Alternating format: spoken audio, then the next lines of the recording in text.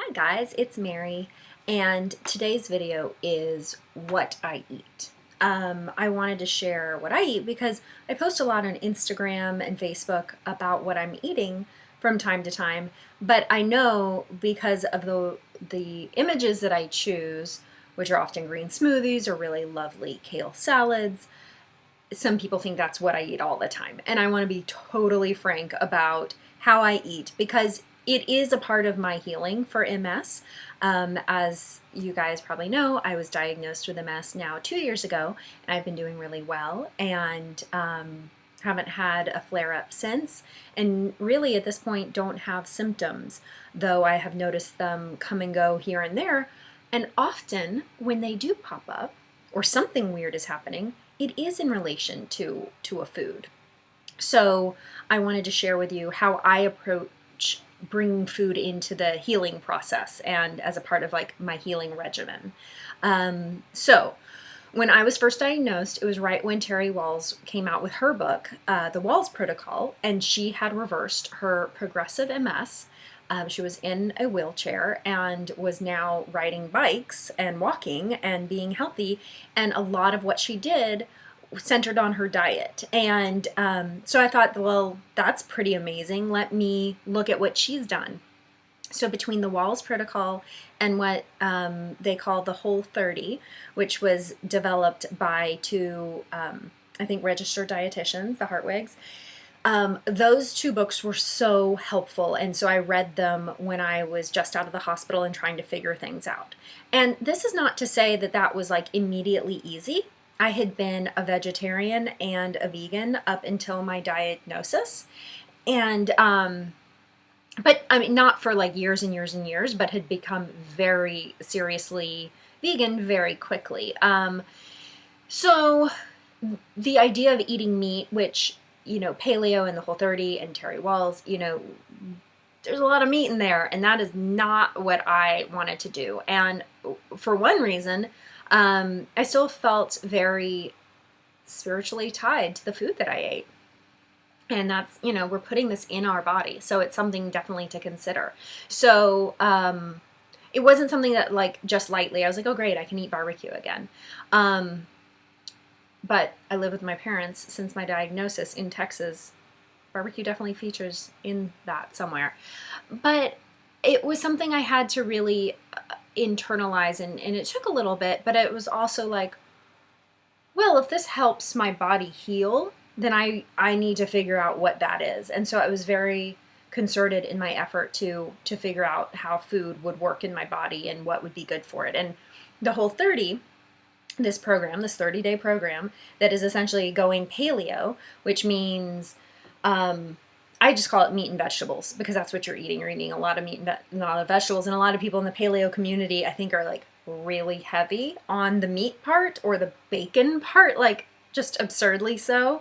I like to focus more on the vegetable part with protein. So it is, no beans, no rice, no, so all those things cut out, which, oh, I love beans and rice. And so those were things that I missed a bit, but to like refine down my diet to this very pure state, no dairy, no gluten, none of the really highly inflammatory foods. Like if I have an autoimmune disease, I wanted to cut out the inflammatory foods so that not only were they not causing my system to inflame in a dietary sense, like in a digestive sense, but I thought, well, if maybe I have become so far removed from understanding what's happening in my gut, but maybe this inflammation is chronic, is this complete chronic state in my body, which if you have an autoimmune disease, it is. If that is what's going on, then I need to pay attention because maybe I don't even understand it in my gut anymore, but it is wreaking havoc in my brain around the coating of my nerves, around the brainstem area back here, which is what's happening in MS. And so I thought, hey, this can't hurt. Like if I approach this in a really healthy way, a lot of vegetables, bring in good quality meats, let me see what this does. And I did that for 30 days. And then it encourages you to add things back in. So I did that and I was like, oh, so if I eat soy, this happens. Yes.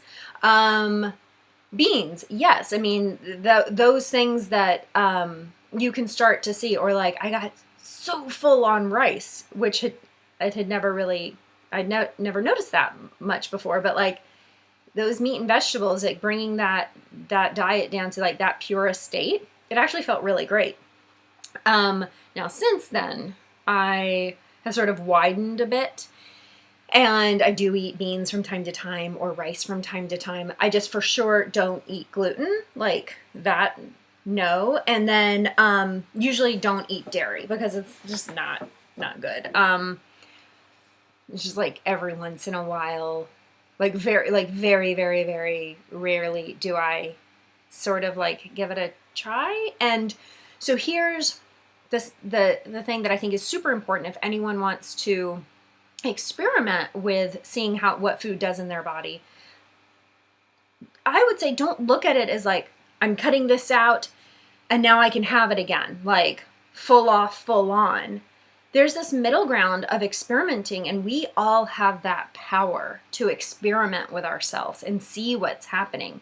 So with dairy, if I eat a little bit of cheese one day in one sitting, you know, at one bit, not too much happens. But if it's 2 days or 3 days that I sort of have a little bit of cheese here and there, then I start to notice it build, you know, only if there's like a buildup in my system, or I suppose enough in my system to start to cause, and it makes me have like these weird nerve tingles in my back. That's just me. Again, these things all affect us differently. So that's why I think it's like so empowering to experiment on ourselves and to know what happens. And as I've said before in other videos, gluten, what I've learned, which was so empowering, was that when I have accidentally eaten it, I've never tried to eat gluten, but when I've accidentally had it, which has only been twice, it gets this, I get this feeling in my joints, and it just slowly makes me feel so like old and tired and in pain and wiped out. And when I read so much about people with MS having some sort of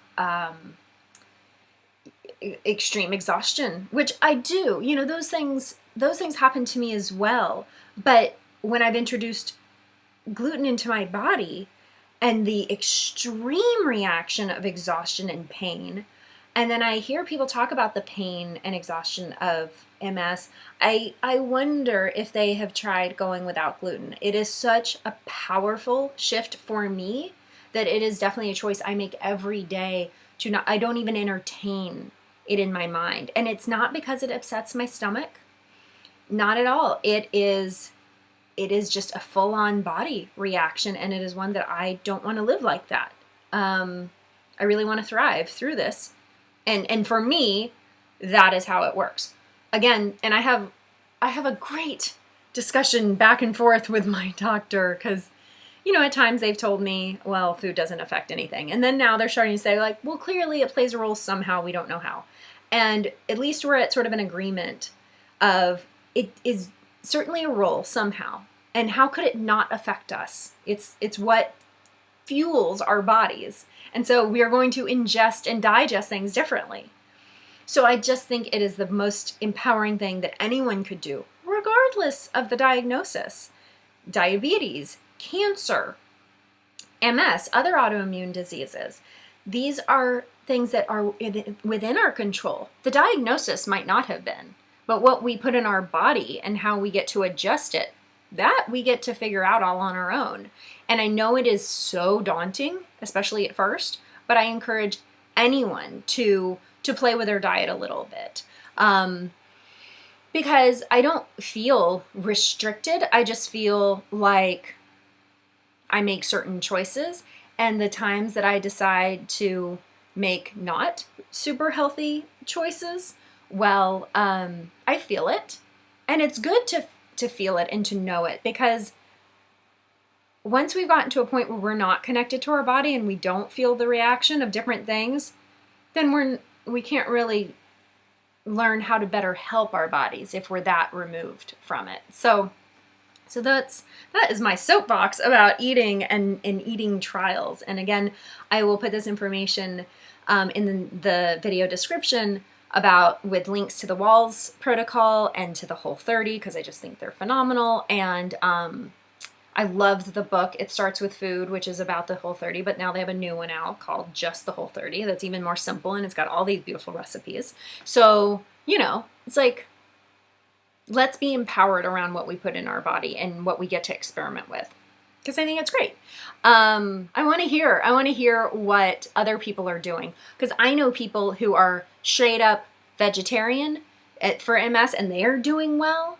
And so I think that's great. Ideally, I would love to get to a point where I'm pescatarian. I don't live where there's like a great supply of fish. So I would love to know what other people are doing and how they're thriving with their diet for MS or for any autoimmune, any disease. Like, you know, there's just so many ways that we can attack or counterattack our diagnoses. So tell me what you're doing, and that would be awesome. And I will talk to you later. Bye.